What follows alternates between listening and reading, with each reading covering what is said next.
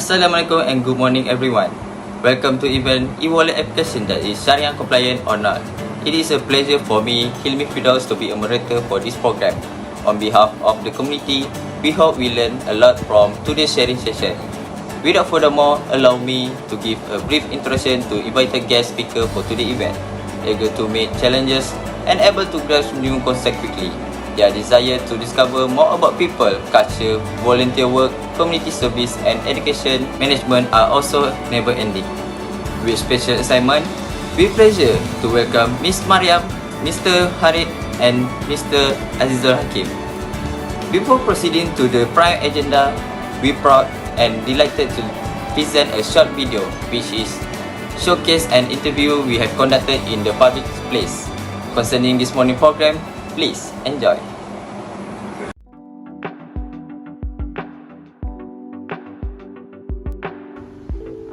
For me, e-wallet is an application where we can save our money online.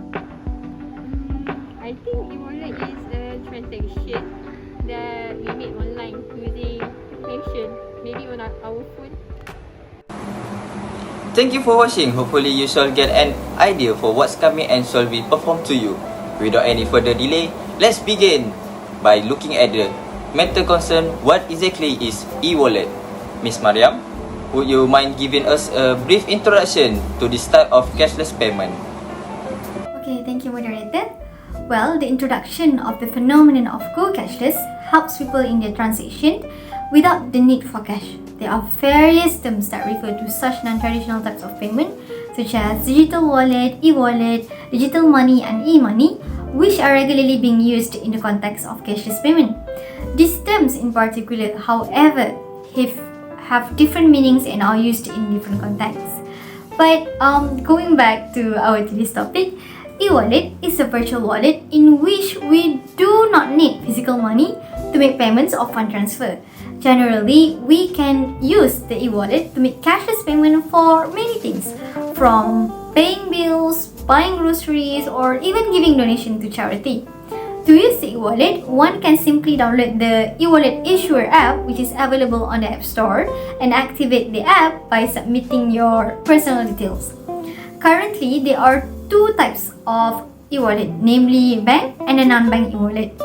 As its name implies, the bank e-wallet is a virtual wallet provided by the commercial bank, which is linked to the customer's debit or credit account maintained with the bank. And once the account is linked or customers load cash into the e-wallet, they will be able to make transaction with a broad range of merchants. In the meantime, the non-bank e-wallet is the one provided by a non-bank issuer. Amongst the popular one we can see such as GrabPay, ShopeePay, Lazada e-wallet and Touch and Go e-wallet and many more. Oh yes, for the record, as of June 2018, there are 44 non-bank e-wallet that are active in this country.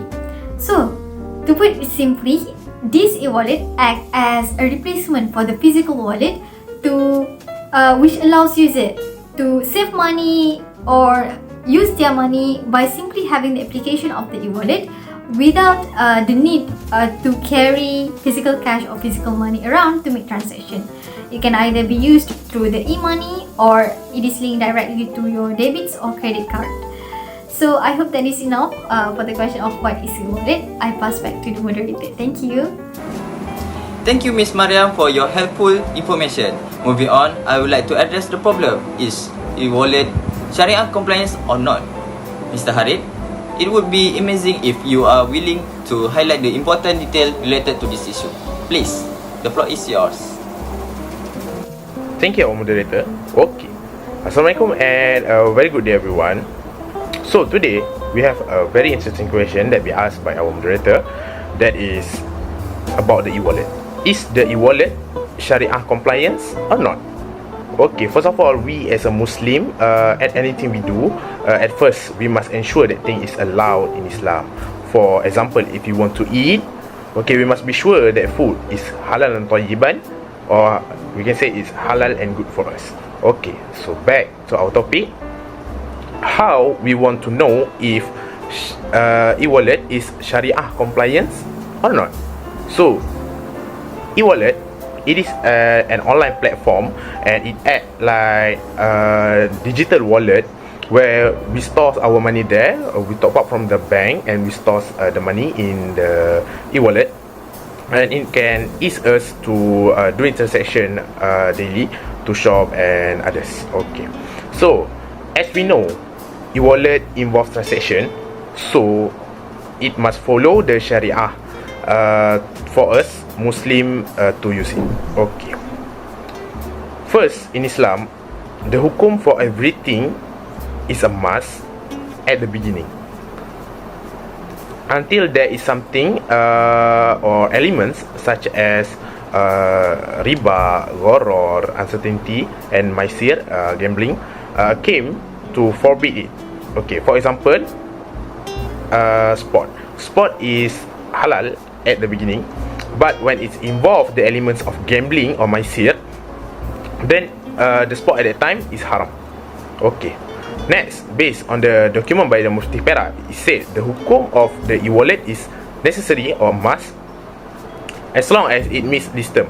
Okay, the term is that is the online platform must be organized by the authority, no elements of force, the consumers and operator know their right in the akad. Okay, in compliance with this transaction, the operator is advised to seek advice from the qualified Shariah advisor.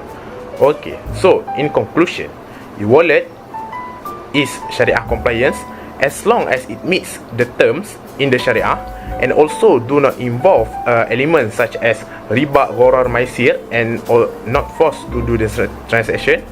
It is allowed in Islam. Okay, so that's all from me. Thank you. Thank you, Mr. Harith, for your valuable contribution.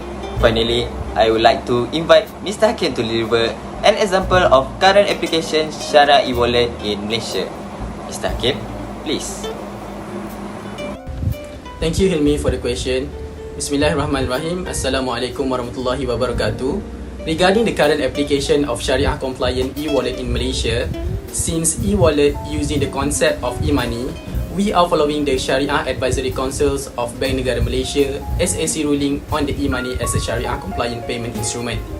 This is based on the SAC 201st meeting and 26th special meeting on 29 and 30 January of 2020. Pursuant to the Section 52 of the Central Bank of Malaysia Act 2009, the SAC has made the following rulings. Electronic money, e-money, is a permissible payment instrument under Shariah, provided that the e-money has to be structured based on appropriate Shariah contracts to preserve the rights and obligations of the contracting parties. One of the applicable Shariah contracts for e-money in e-wallet is the agency contract wakalah, whereby the approved issuer acts as an agent to make payment on behalf of the user to the merchant. Therefore, the funds received from the user shall be placed in a Shariah compliant trust account or a dedicated deposit account as required pursuant to the Section 137 of the Islamic Financial Services Act 2013. An approved issuer is required to comply with the guideline on electronic money issued by Bank Negara Malaysia dated 31st July 2008. This includes, amongst others, the requirement on utilisation of the funds for investment purpose, and any return generated belongs to the approved issuer subject to the conditions set forth in the guideline.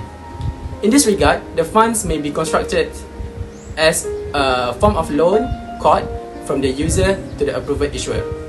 Since the approved issuer acts merely as an agent to facilitate payment on behalf of the user to the merchant, it is the user's responsibility to ensure that the e-money is used for Shariah compliant transaction only.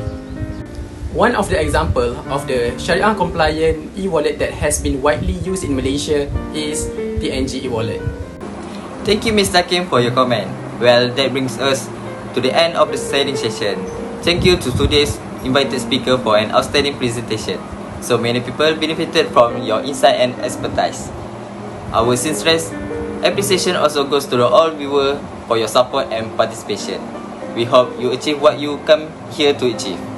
It's been a pleasure to host this event, and I wish a pleasant day ahead. Thank you for coming.